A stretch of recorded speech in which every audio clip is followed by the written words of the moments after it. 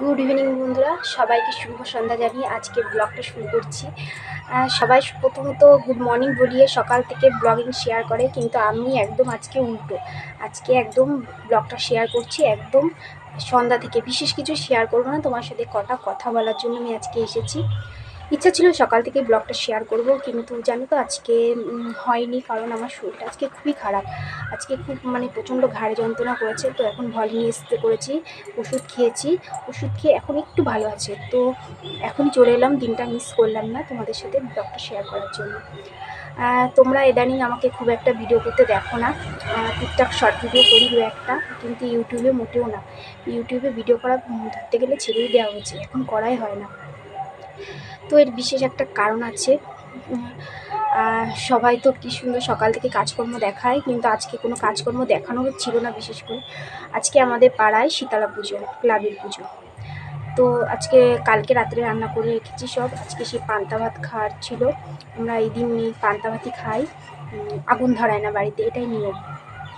যজ্ঞ হয়ে যাবে তারপরে উনুন ধরাবো আর কি, গ্যাস ধরাবো বা যেটাই। তো রাত্রে পান্তা ভাত, বড়া ভাজা, সমস্ত ভাজা টাজা করে রেখেছি। তো আজকে সারাদিন সেটাই খেয়েছি।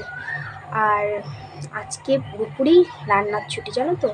আজকে রান্নার ছুটি এই কারণে, আজকে বাড়ির পাশে একটা বাড়িতে কালী পুজো, তো সেখানে নেমন্তন্ন আছে রাত্রেবেলা, রান্নার চাপ নেই। তো পুরোপুরি ছুটি, কিন্তু হলে কী হবে, শরীরটা এতই খারাপ, সারাদিন শুয়েই আছি ঘরে, কোনো ঠিক ভালো করে বিশেষ কোনো কাজকর্ম করতে পারিনি, সব রেখে দিচ্ছি, এটুকুনি না করলে না। ছেলে এখনও ঘুমোচ্ছে, আর তোমাদের সাথে গল্প করতে চলে এলাম। গল্প না, আজকে তোমাদের সঙ্গে একটা মনের কথা শেয়ার করার জন্য এসেছি। কথাটা হচ্ছে, আমি 8-9 মাস আগের থেকে সবার ভিডিও দেখার পর, সবার ভিডিও দেখতাম, তো নিজের ইচ্ছেতে না ভিডিও করতে ইচ্ছা করলো। তো কিছু না জেনে না বুঝে একটা রিং লাইট কিনলাম, আর মোবাইলটা নিয়ে চলে এলাম ইউটিউবে ভিডিও করতে। তা ইউটিউবে ভিডিও করতে এসে কিছুদিন করছি, খুব ভালো লাগছে, সবাই নতুন নতুন কমেন্ট করছে। অল্প কিছু, প্রথমে তো ভিউজ হয় না সবার, তো এখনও হয় না আমি জানি। তো ভিডিও করতে চলে এলাম, তো তার মধ্যে দু একজন খুব ভালো ভালো রিয়াকশান দেয়, ভিডিওতে কমেন্ট করে, খুব ভালো লাগে, আরও ভালো লাগছে ভিডিও করতে। কিন্তু তার মধ্যে একটা দুটো কমেন্ট পেয়ে আমার মনটা পুরোপুরি ভেঙে গেছে। সবাই বলছে, আসলে আমার ব্যাকগ্রাউন্ডটা তোমরা তো দেখছো, ব্যাকগ্রাউন্ডটা খুব একটা ভালো না। সবাই ভিডিও করে, মেন ব্যাকগ্রাউন্ডটা ভালো থাকলে ভিডিওটা দেখতে ভালো লাগে। তো আমার তো ওইসব কিছুই নেই। আমার তো দেখেছো, এখন যদিও আমি আমার জায়ের ঘরে রয়েছি, আমার ঘরে নেই, কিন্তু আমার ঘরেরও তো এইরকমই অবস্থা, ইটের দেয়াল, ইটের দেয়াল।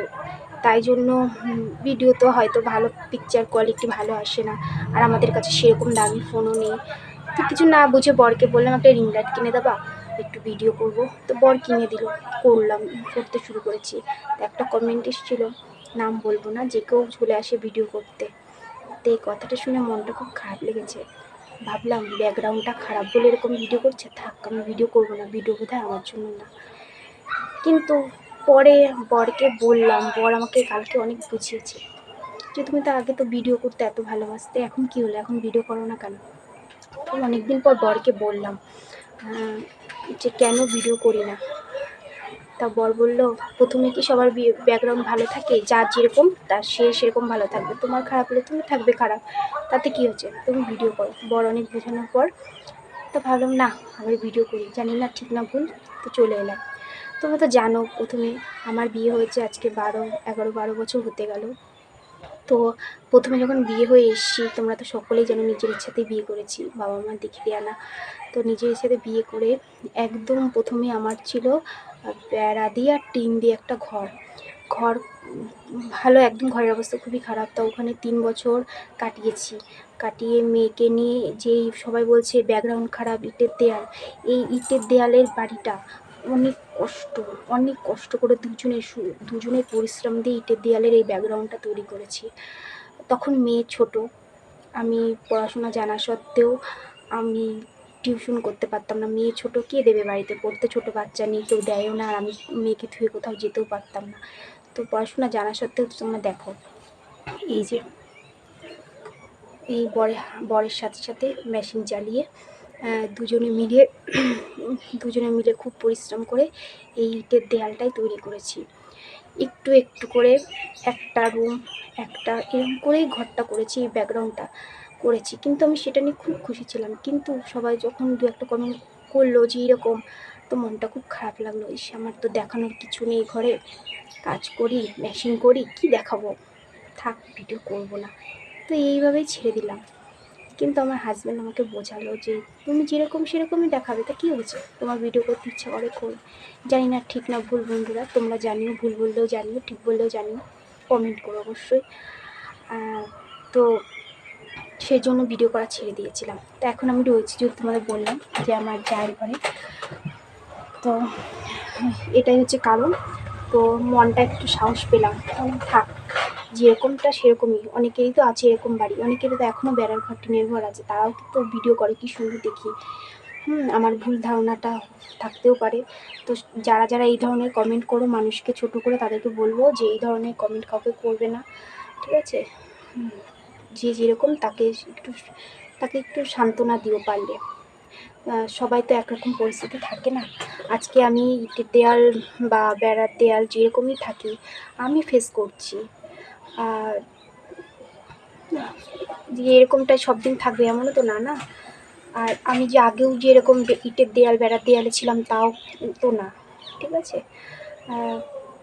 তোমরা তো নিশ্চয়ই আমার বাপের বাড়ি দেখেছো। আমার বাপের বাড়ি তোমাদের একটা হোম ট্যুর দেবো পরে, ঠিক আছে।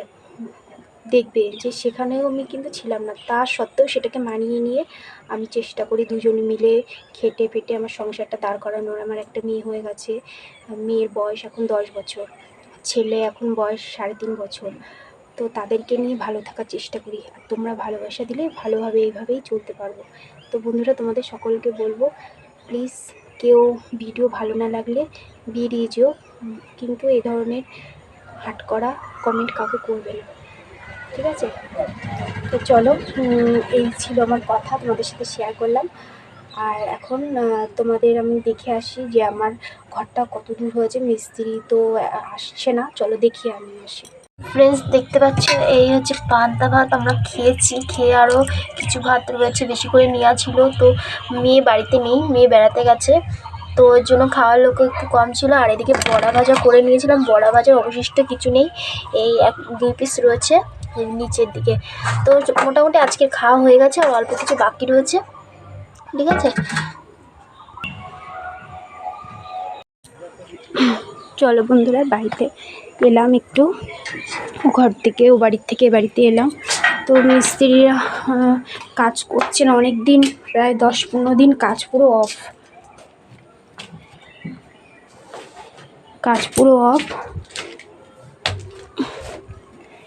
তো সেরকমই পড়ে রয়েছে। এই যে ইটের ব্যাকগ্রাউন্ডের দেয়ালটা এখনও ওরমই রয়েছে, জানি না কবে ছাদে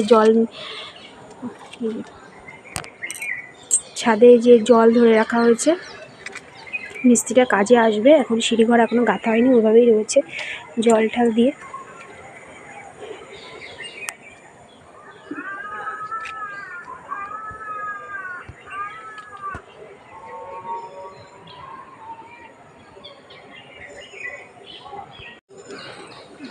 তো বন্ধুরা, এই ছিল আজকে ভিডিও, আর এইটুকুনি করা আমরা দুজনে মিলে অনেক কষ্ট করে আর সবার আশীর্বাদ নিয়ে এইটুকুনি করতে পেরেছি। তো তোমরা সকলেই আশীর্বাদ করো। তো বন্ধুরা, তোমাদেরকে বলে রাখি, এই যে ইটের ব্যাকগ্রাউন্ডটা না, এই এক একটা ইটে আমার অনেক অনেক ভালোবাসা, অনেক কষ্ট, অনেক পরিশ্রম আছে। তো এটাকে কেউ ছোটো করো না। যদি কোনোদিন ভালো করতে পারি অবশ্যই করবো, কার না স্বপ্ন থাকে বলো ভালো করার। তো যদি কোনোদিন পারি নিশ্চয়ই করবো। তোমরা পারলে সবাই একটু ভালোবাসা দিয়ে এগিয়ে যেতে সাহায্য করো, প্লিজ কেউ বাজে কমেন্ট করো না, আর হার্ট করা কমেন্টও করো না। আর তোমরা জানিও যে কেমন হয়েছে। আর আমি চেষ্টা করবো ঘরের প্রতিদিনই কতটুকুনি কী কাজ করছি তোমাদের সাথে শেয়ার করা, ঠিক আছে। আর সাথে থেকো, সবাই পাশে থেকো, ঠিক আছে। ভিডিও করতে খুব একটা করতেও পারি না, যেটুকুনি পারলাম তোমাদের সাথে শেয়ার করলাম। তো চলো, তোমাদের সাথে আবার পরে কালকে থেকে ভিডিও শ্যুট করে শেয়ার করব, ঠিক আছে। আর এইটুকুনি, টাটা, বাই বাই, সবাই ভালো থেকো, সুস্থ থেকো।